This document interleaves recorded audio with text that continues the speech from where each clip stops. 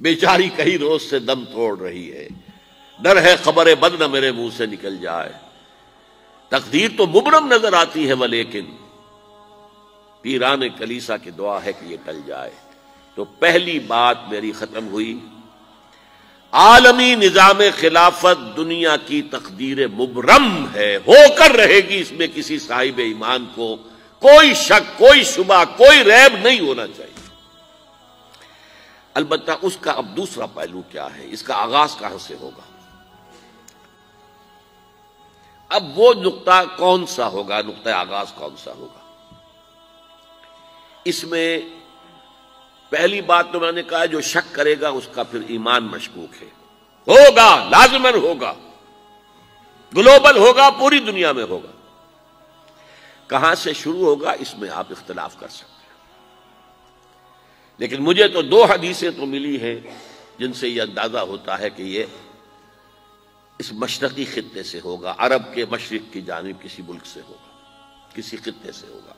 وہ حدیثیں بھی اب آپ پڑھ لیجئے پہلے، پھر میں کہہ رہا ہوں یہ خزانہ ہے جو ہم نے آپ کی خدمت میں پیش کیا ہے، کاش کہ آپ اس کی قدر کر سکیں، یہ حدیثیں آپ کو ازبر ہو جائیں، یاد ہو جائیں، لوح قلب پر نقش ہو جائیں۔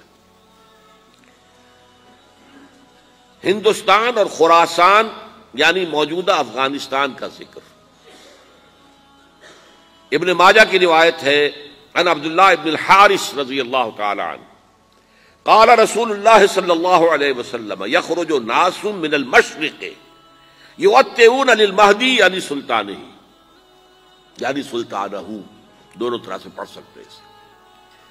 حضرت عبداللہ ابن حارث فرماتے ہیں رضی اللہ تعالی عنہ کہ حضور نے ارشاد فرمایا مشرق کی طرف سے وہ فوجیں نکلیں گی، لوگ آئیں گے جو عرب میں مہدی کی حکومت قائم کریں گے۔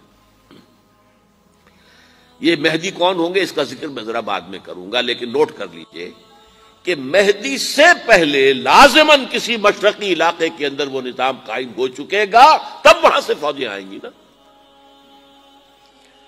یہ مشرق کون سا ہے؟ عرب کے مشرق میں آپ چلیے، ایران بھی آ جائے گا، افغانستان بھی ہے، پاکستان بھی ہے، اور اگر اسے اور توسیع دیں تو ہندوستان بھی ہے۔ یہ ہے عرب کا مشرق، اس سے فوجیں جائیں گی۔ اس کا کیا مطلب ہے کہ اس میں سے کسی جگہ پر نظام خلافت پہلے قائم ہو جائے گا تاکہ وہاں سے فوجیں جائیں گی جو جزیرہ نما عرب میں حضرت مہدی کی حکومت کو قائم کریں گی۔ اب دوسری حدیث سنیے، یہ سنن ابن ماجہ کی حدیث تھی جو میں نے آپ کو سنائی، آپ نے پڑھی۔ دوسری عن ابی ہریرہ رضی اللہ تعالی عنہ، یہ ترمذی شریف کی روایت ہے، قال قال رسول اللہ صلی اللہ علیہ وسلم یخرج من خراسان رایات سود لا يردها شیء حتی تنصب بایلیا، خراسان کے علاقے سے سیاہ جھنڈے لے کر فوجیں آئیں گی، ان کا رخ کوئی موڑ نہیں سکے گا، ان کو پیچھے پھیر نہیں سکیں گے کوئی بھی، یہاں تک کہ وہ یروشلم میں جا کر جھنڈے نصب کر دیں گے۔ ایلیا حضور کے زمانے میں یروشلم کو کہتے تھے۔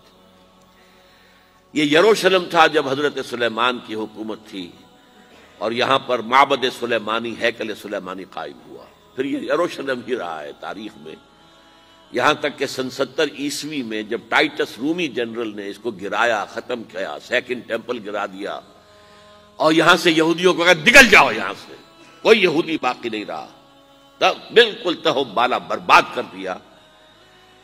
اس کے کوئی 150 سال بعد ہیڈریان، رومن ایمپرر ہیڈریان، اس نے پھر دوبارہ آباد کیا اس شہر کو۔ 150 سال تک یہ بالکل بنجر اور بالکل غیر آباد پڑا تھا۔ اب ہیڈریان نے جب آباد کیا تو اس کا نام ایلیا رکھا، اب یروشلم نام نہیں تھا، تو حضور کے زمانے میں پھر اس کا نام ایلیا تھا۔ اور اب اس سے کیا معلوم ہو رہا ہے کہ یہ یروشلم مسلمانوں کے قبضے سے اس وقت نکلا ہوا ہوگا، ایک دفعہ پہلے نکلا تھا، سن 1099 عیسوی میں مسلمانوں کے ہاتھ سے نکلا، کروسیڈرز، عیسائیوں نے آ کر اس کو قبضے میں کیا، لاکھوں مسلمانوں کو مارا، قتل کیا۔ اس کو 1187 عیسوی میں واپس لیا ہے۔ کس نے لیا ہے؟ صلاح الدین ایوبی کرد۔ عرب کھوکھلے ہو چکے تھے، عربوں نے کھویا، واپس نہیں لے سکے۔ بہت حکومت کر چکے تھے، 400-500 برس کی حکومت کر کے، اور ان کے عیش اور ان کے آرام، اب ان میں جان نہیں تھی کہ وہ واپس لے سکے۔ واپس لینے والا گرم کرد خون تھا، صلاح الدین ایوبی۔ تو گویا کہ اب آپ سمجھئے کہ 88 برس تک عیسائیوں کا قبضہ رہا یروشلم پر۔ اب 1967 میں یہودیوں نے قبضہ کیا ہے، اور اب 38 برس تو ہو گئے، 88 نہیں تو 38 برس تو ہو گئے۔ لیکن وہ دور آئے گا کہ اب پھر لیں گے، لینے والے عرب بھی نہیں ہوں گے، خراسان کے علاقے سے فوجیں آئیں گی۔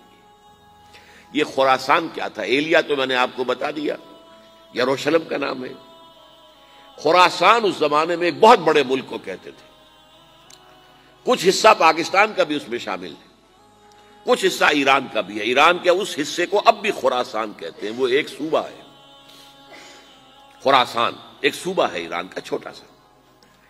پاکستان میں خاص طور پر یہ جو علاقہ مالاکنڈ ایجنسی کہلاتی ہے، اس سے اوپر جتنا علاقہ ہے، اور یہ جو واخان کی ایک پٹی آتی ہے اوپر، واخان افغانستان کی ایک پٹی سی دم سی چلی آتی ہے جو جا کر چائنا کی سرحد سے مل جاتی ہے، یہاں سے لے کے یہاں تک یہ جو مالاکنڈ کا وہ درہ ہے اور پہاڑ ہے، یہ بھی خراسان کا حصہ ہے۔ باقی تقریباً 2/3 آف افغانستان ساؤدرن حصہ نہیں ہے خراسان کا حصہ، یہ سیستان کہلاتا تھا، یہ خراسان نہیں ہے۔ لیکن یہ کہ اوپر کا 2/3 آف افغانستان، اور اس کے ساتھ یہ جو عرب جو اب یہ ترک ممالک آزاد ہوئے ہیں سوویت یونین کی ڈسولوشن کے ساتھ، یہ سارا علاقہ کہلاتا ہے خراسان بزرگ، دی گریٹ خراسان۔